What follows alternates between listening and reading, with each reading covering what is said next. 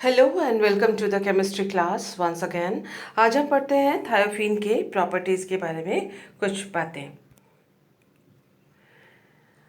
हमने क्योंकि एनएमआर पढ़ लिया है थर्ड ईयर में, और इसके अलावा यूवी स्पेक्ट्रा हमने सेकेंड ईयर में पढ़ लिया था, तो हमें ये मालूम होना चाहिए कि थायोफीन का जो स्पेक्ट्रल स्टडी या स्पेक्ट्रा किस प्रकार से है। ये जो इन्फॉर्मेशन अभी आप प्राप्त कर रहे हैं, ये इन्फॉर्मेशन कॉम्पिटिटिव एग्जाम्स के लिए ज़्यादा इम्पॉर्टेंट है, या फिर थायोफीन के ऊपर अगर शॉर्ट नोट आता है फिजिकल प्रॉपर्टीज़ के ऊपर, तो भी ये एक यूज़फुल इन्फॉर्मेशन है। एनएमआर में आप जानते हैं कि जो थायोफीन है, वो थायोफीन में यहाँ चार प्रोटॉन्स हैं, ये डबल बॉन्ड है।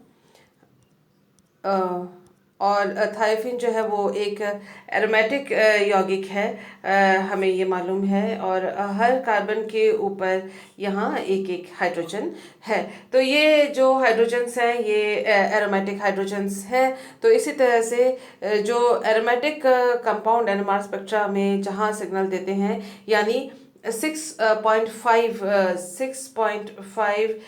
डेल के बाद वो सिग्नल्स देते हैं एनएमआर स्पेक्ट्रम में। तो हम देख रहे हैं कि थायोफीन के जो दोनों एनएमआर पीक्स हैं, दोनों एनएमआर सिग्नल या संकेत हैं, वो 7 के बाद हैं। देखिए, दिस इज 7.2 और यहाँ 7.4 है, तो ये 7 के बाद ये 7.1 पे एक पीक यहाँ दिख रहा है, और दूसरा पीक जो है वो 7.35 के आसपास ये पीक है, जो कि ये प्रदर्शित करते हैं कि thiophene is an aromatic compound. इसके अलावा यहाँ पर दो एनएमआर सिग्नल्स हैं जो इस बात को शो करते हैं कि अल्फा प्रोटॉन और बीटा प्रोटॉन के आसपास जो इलेक्ट्रॉन की डेंसिटी है वो एक समान नहीं है। तो अगर हाई रिजोल्यूशन एनएमआर स्पेक्ट्रम है, तो उसमें ये दोनों जो संकेत हैं अल्फा और बीटा वाले, वो अलग अलग आएंगे। दीज आर अल्फा और ये दोनों बीटा हैं,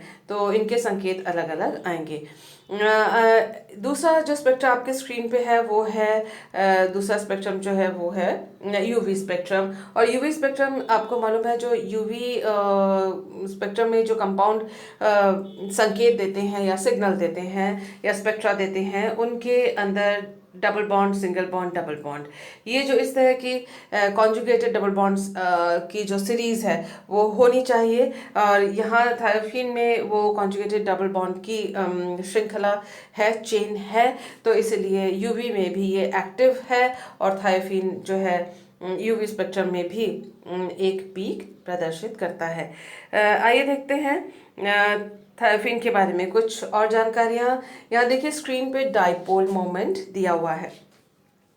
डाइपोल मोमेंट दिया हुआ है, उसका मतलब ये है, ये जो साइन है इस तरह का, ये दिखाता है कि यहाँ जो रिंग के ऊपर वो पॉजिटिव है और सल्फर की तरफ नेगेटिव है। ये जो पॉजिटिव साइन है ये नेगेटिव साइन है, नेगेटिव, यानी जो इलेक्ट्रॉन का घनत्व है वो वलय में कम है और सल्फर के ऊपर ज़्यादा है।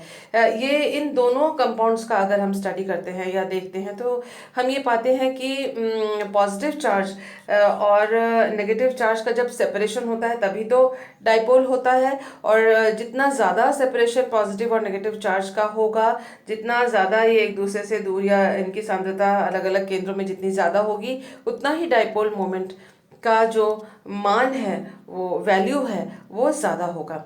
तो आप ये देखते हैं कि जो टेट्राहाइड्रोथायोफीन है, यानी इसका अगर कैटालाइटिक रिडक्शन कर दिया, डबल बॉन्ड हटा दिए गए, तो टेट्राहाइड्रोथायोफीन में आप देख रहे हैं कि पॉजिटिव चार्ज जो रिंग के ऊपर है और नेगेटिव जो कि सल्फर के ऊपर है, because sulphur has lone pair of electrons. तो जो ये चार्ज सेपरेशन है थायोफीन के टेट्राहाइड्रो डेरिवेटिव में जो पूरी तरह से संतृप्त है, सैचुरेटेड है, उसमें वो चार्ज सेपरेशन ज़्यादा है, 1.87 डी/, है। जबकि थायोफीन में चार्ज का सेपरेशन या डाइपोल मोमेंट की मात्रा कम है। वो ऐसा इसलिए क्योंकि थायोफीन में रेजोनेंस के द्वारा, अनुनाद के द्वारा जो इसके इलेक्ट्रॉन्स हैं वो पूरे वलय में डिलोकलाइज हो जाते हैं और सल्फर के ऊपर भी कभी रहते हैं, जबकि यहाँ इस केस में जो है रेजोनेंस हो नहीं पाता, क्योंकि इसमें रेजोनेंस के लिए double bond single bond, double bond alternate, double bond single bond की, conjugated double bond single bond की चेन की आवश्यकता ज़रूरत होती है. So that chain is absent here, there is no conjugated double bond chain here. तो इस tetrahydro derivative में इसीलिए सारा जो इलेक्ट्रॉन, जो लोन पेयर इलेक्ट्रॉन है सल्फर के ऊपर, वो यहाँ सल्फर के ऊपर ही रहता है और वलय में या रिंग में विस्थापित नहीं होता. यानी इलेक्ट्रॉन यहाँ ज़्यादा है और इलेक्ट्रॉन यहाँ कम है, इसीलिए जो डाइपोल मोमेंट का जो वैल्यू है वो ज़्यादा है, जो इस बात को प्रदर्शित करता है कि थायोफीन में रेजोनेंस के द्वारा इलेक्ट्रॉन्स का, सल्फर के अबंधित इलेक्ट्रॉन युग्म का, नॉन बॉन्डेड इलेक्ट्रॉन पेयर का डीलोकलाइजेशन पूरे रिंग में होता है. इसलिए डाइपोल मोमेंट इसमें टेट्राहाइड्रो डेरिवेटिव की तुलना में कम है. इसका ये भी ये इंडिकेट करता है क्योंकि इलेक्ट्रॉन का डेंसिटी जो है रिंग में इस कंपाउंड, सैचुरेटेड कंपाउंड संतृप्त यौगिक की तुलना में ज़्यादा है, तो इलेक्ट्रोफाइल का आक्रमण यहाँ ज़्यादा होगा, ना कि यहाँ.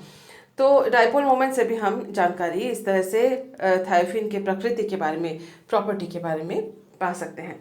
इसके अलावा आप स्क्रीन पे देखिए, यहाँ पर दिया हुआ है जो bond angles, carbon single bond, carbon का जो बॉन्ड लेंथ है वो 1.42 एंगस्ट्रॉम यूनिट है, जबकि 1.45 होना चाहिए. सी सिंगल बॉन्ड और सी डबल बॉन्ड जो है वो 1.37 एंगस्ट्रॉम यूनिट है, जबकि जो सी डबल बॉन्ड है वो 1.37 से कम 1.3435 के आसपास ये डबल बॉन्ड का लेंथ होता है. तो उसका मतलब ये दिख रहा है यहाँ पर कि थायोफीन में जो सिंगल बॉन्ड है, सी सिंगल बॉन्ड, वो थोड़ा सा छोटा है, शॉर्ट है और डबल बॉन्ड जो है वो थोड़ा लॉन्ग है या लंबा है. वो इसलिए क्योंकि डबल बॉन्ड और सिंगल बॉन्ड की जगह जो है यहाँ रेजोनेंस के द्वारा कभी यहाँ पर सिंगल बॉन्ड की प्रकृति होती है, यहाँ सिंगल बॉन्ड हो सकता है, और यहाँ कभी डबल बॉन्ड भी हो सकता है रेजोनेंस के द्वारा. तो रेजोनेंस का जो फिनोमिनन प्रक्रिया है वो थायोफीन में हो रही है. ये डाइपोल मोमेंट और बॉन्ड लेंथ के द्वारा पता किया जा सकता है. इसके अलावा कार्बन सल्फर का जो बॉन्ड लेंथ है 1.71 एंगस्ट्रॉम यूनिट है, जो कि यहाँ दिख रहा है. इसके अलावा आप एक चीज़ और देखिए कि द मॉलिक्यूल इज फ्लैट. ये जो थायोफीन का मॉलिक्यूल है ये समतलीय मॉलिक्यूल है, प्लानर मॉलिक्यूल है, और the bond angle at the sulphur is around 93 degree. तो ये जो बॉन्ड एंगल है ये 93 डिग्री का है, ये वाला बॉन्ड एंगल, ये बॉन्ड एंगल. इसके अलावा आप इंफॉर्मेशन देखिए कि सी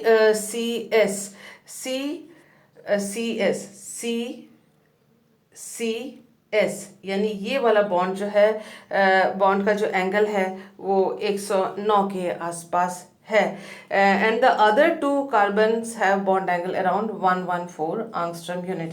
तो ये जो दो बॉन्ड एंगल्स हैं ये और ये 114 एंगस्ट्रॉम 114 डिग्री का है. तो एक बार और इस चीज़ को देख लेते हैं. जो सल्फर के आसपास का बॉन्ड एंगल है ये है 93 डिग्री, और ये जो बॉन्ड एंगल है ये दोनों इधर के ये हैं 109 डिग्री, और जो दोनों ये कार्बन बॉन्ड एंगल्स हैं ये वाले, ये और ये दोनों हैं 114 डिग्री के.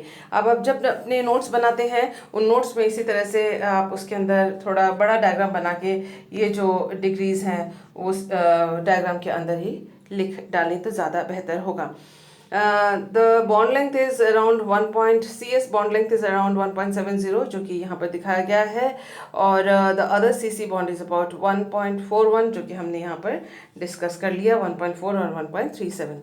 तो इस तरह से जब आप इसका स्ट्रक्चर बनाएं तो बॉन्ड लेंथ को लिखने के साथ साथ ही आप बॉन्ड एंगल भी लिखें। तो संरचना के बारे में थायोफिन के जब क्वेश्चन आता है, थायोफिन के संरचना के ऊपर शॉर्ट नोट आता है, तो उसमें आप बॉन्ड लेंथ के अलावा बॉन्ड जो एंगल है उसका भी उल्लेख करें तो आपका आंसर और ज़्यादा बेहतर होगा।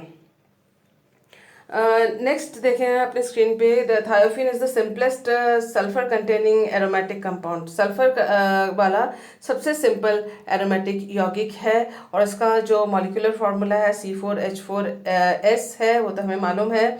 ये देखिए C4 और H4 और S विच क्लोजली रिजेंबल्स बेंजीन। ये बेंजीन से बहुत मिलता जुलता है, इसीलिए हमने इससे पहले वीडियो में देखा था कि बेंजीन के साथ ही ये नेचर में पाया जाता है, और उससे हम इसको आइसोलेट कर सकते हैं। और इसके जो it closely resembles benzene in its chemical and physical properties. ये बेंजीन से काफ़ी करीब से ये मिलता जुलता है, केमिकल और फिजिकल प्रॉपर्टीज़ इसके और बेंजीन के। Thiophene is a colourless liquid, रंगहीन द्रव है ये, और इसका जो स्मेल है, इसकी जो गंध है, वो बेंजीन के जैसे इसकी ओडर है। इसका बॉइलिंग पॉइंट 84 डिग्री सेंटीग्रेड है, और ये insoluble in water but soluble in organic compound. ये जो जल में ये घुलनशील नहीं है, अविलेय है जल में, और ऑर्गेनिक विलायकों में, ऑर्गेनिक कंपाउंड्स में ये सॉल्युबल है।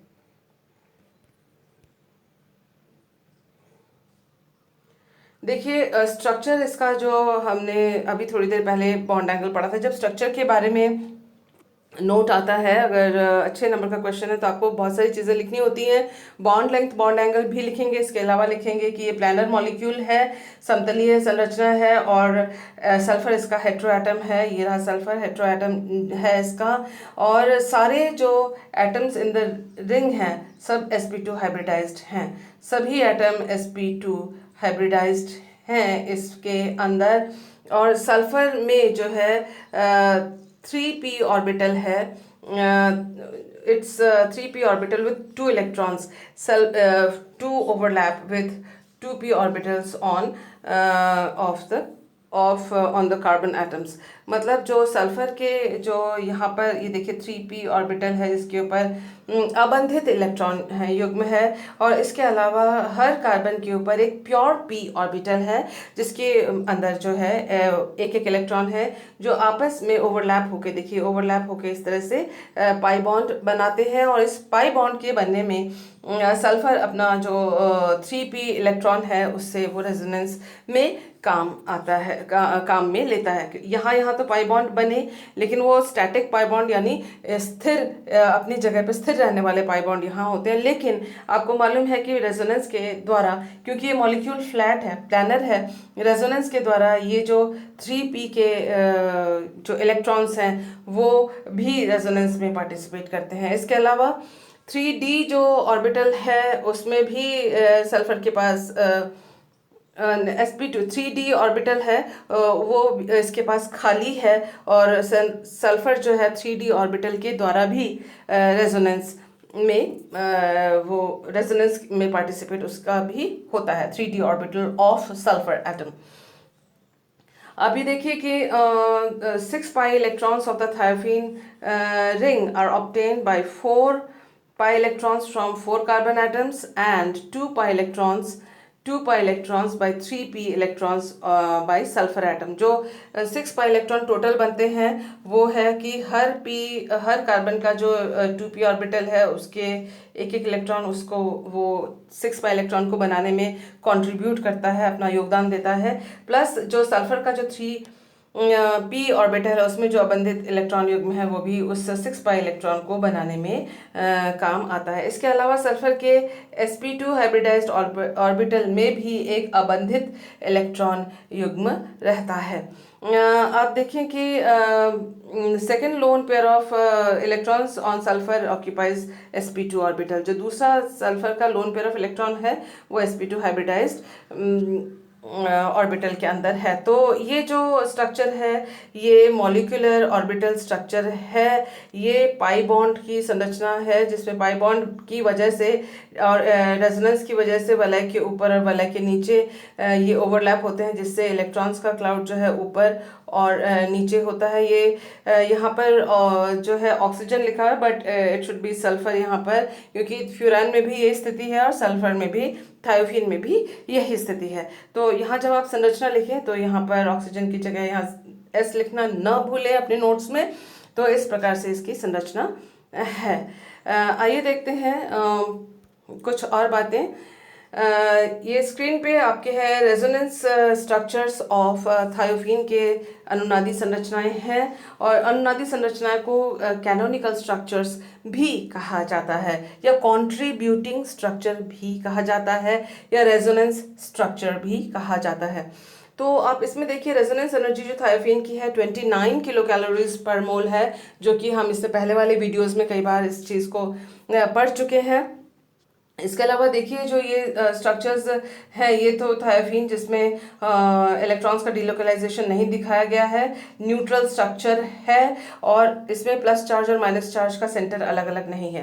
जैसे ही रेजोनेंस शुरू हुआ तो थायोफीन ने अपने इलेक्ट्रॉन्स देने शुरू किए, और यहाँ पर ये देखिए this is a double bond, जो यहाँ जो गाढ़ा सा है ये डबल बॉन्ड है, यहाँ पर ये यहाँ डबल बॉन्ड है, और इस तरह से ये स्ट्रक्चर्स हैं, जिसमें कि आप यहाँ ये जो सारे स्ट्रक्चर्स हैं, ये तीनों स्ट्रक्चर्स ये पी ऑर्बिटल के साथ वाले स्ट्रक्चर्स हैं। इसमें सल्फर के ऊपर है प्लस चार्ज सभी पर, और जो कार्बन के ऊपर है वो नेगेटिव चार्ज है। तो इस तरह से आप देख सकते हैं कि डबल बॉन्ड है यहाँ पर। तो इस तरह से आप देख सकते हैं कि पी ऑर्बिटल के द्वारा जब रेजोनेंस होता है तो इस तरह से दो पाई बॉन्ड्स जो हैं इस तरह से थायोफीन के अंदर है, और ये संरचनाएं हैं। इलेक्ट्रॉन्स का डिलोकलाइजेशन है, प्लस इलेक्ट्रॉन जो है वो कार्बन के ऊपर, सभी कार्बन के ऊपर, देखिए कभी इस कार्बन के ऊपर, इस कार्बन के ऊपर, इस कार्बन के ऊपर, इस कार्बन के ऊपर, हर कार्बन के ऊपर ये डबल बॉन्ड फैला हुआ है। यहाँ डबल बॉन्ड है एक, और यहाँ डबल बॉन्ड है एक। तो इस तरह से ये स्ट्रक्चर्स हैं। इसके अलावा जो थायोफीन है अपने डी ऑर्बिटल के साथ भी जो है रेजोनेंस स्ट्रक्चर्स दिखाता है। तो डी ऑर्बिटल के साथ जो रेजोनेंस स्ट्रक्चर्स हैं वो भी इस प्रकार से हैं, देखिए जो आपके स्क्रीन पे दिख रहा है। तो डी ऑर्बिटल के द्वारा भी वो अनुनाद प्रदर्शित करता है उनको यूज़ करके। और यहाँ आप देख सकते हैं कि डी ऑर्बिटल में जब इलेक्ट्रॉन का डिलोकलाइजेशन होता है तो सल्फर के ऊपर आता है माइनस चार्ज, और रिंग के ऊपर आता है प्लस चार्ज। और इसी वजह से आप ये कह सकते हैं कि ये एक मेजर कारण है कि सल्फर के रिंग के ऊपर दूसरे जो हेटेरोसाइक्लिक यौगिक हैं उनकी तुलना में इलेक्ट्रॉन्स का घनत्व कम होता है, क्योंकि डी ऑर्बिटल जो है उसमें वो इलेक्ट्रॉन्स चले जाते हैं, जिसकी वजह से रिंग के ऊपर आया प्लस चार्ज। और इलेक्ट्रोफिलिक सब्स्टिट्यूशन रिएक्शन, जो इलेक्ट्रोफाइल का जो आक्रमण होता है, इलेक्ट्रोफाइल का जो आक्रमण होता है रिंग के ऊपर इन पोजीशंस के हर ये जो अल्फा और बीटा कार्बन के ऊपर, वो इस पॉजिटिव चार्ज के आने पर वो इलेक्ट्रोफाइल का आक्रमण यहाँ मुश्किल से होता है। तो कुछ संरचना यहाँ पर प्लस चार्ज लिए हुए हैं, और कुछ संरचनाएं जो है वहाँ पर ऊपर जो है वो नेगेटिव चार्ज अल्फा और बीटा पे लिए हुए हैं। इसी वजह से यही कारण है ये वाली जो संरचना है ये पायरॉल फ्यूरैन में ये संरचना नहीं होती है। इसलिए पायरॉल और फ्यूरैन की रिएक्टिविटी थायोफीन से ज़्यादा है, क्योंकि इसमें थायोफीन में डी ऑर्बिटल भी काम आता है इसके डिलोकलाइजेशन के लिए, और रेजोनेंस एनर्जी इसीलिए थायोफीन की ज़्यादा है, जबकि ये डी ऑर्बिटल वाले जो संरचनाएं हैं वो पायरॉल और फ्यूरैन में नहीं हैं। तो इस डिलोकलाइजेशन की वजह से जो इलेक्ट्रोफाइल का आक्रमण है वो थायोफीन पे फ्यूरैन और पायरॉल की तुलना में कम होता है। So this is what we have studied today. Thank you for being with me. I hope, मुझे उम्मीद है कि आपको आज का जो स्टडी मटेरियल है वो समझ में आया होगा। अगर आपको कोई डाउट है इसमें तो आप मुझे व्हाट्सएप कर सकते हैं personally. Thank you for being with me.